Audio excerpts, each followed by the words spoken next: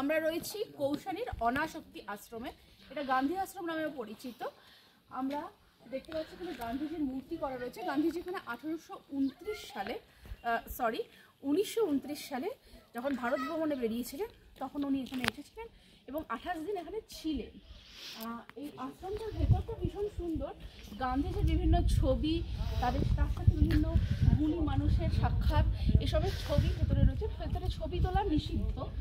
এখানে গান্ধীজি সেই 3 বান্দার খারাপ কিছু বলবো না, খারাপ কিছু দেখবো না, খারাপ কিছু শুনবো না, সেই 3 বান্দার রয়েছে। আর এখানে এই মেন আশ্রমটার মধ্যে ধ্যান কক্ষ রয়েছে।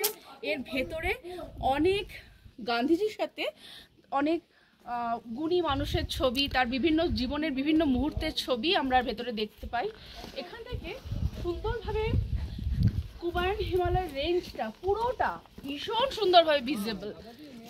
ত্রিশূল, নন্দাঘুন্টি, অন্নপূর্ণা, পঞ্চচুল্লি সমস্ত পুরো পিকটা সুন্দরভাবে দেখা যাচ্ছে। পুরো আশ্রমের পরিবেশ ভীষণ মনোরম, খুব শান্তির একটা জায়গা। একটা বিশাল বড় পাইন গাছ রয়েছে। গান্ধীজির সেই চরকা কাটার মূর্তিটাও এখানে বানানো রয়েছে। খুবই সুন্দর একটি আশ্রম, মনে খুব শান্তি আসছে এই আশ্রমে এসে।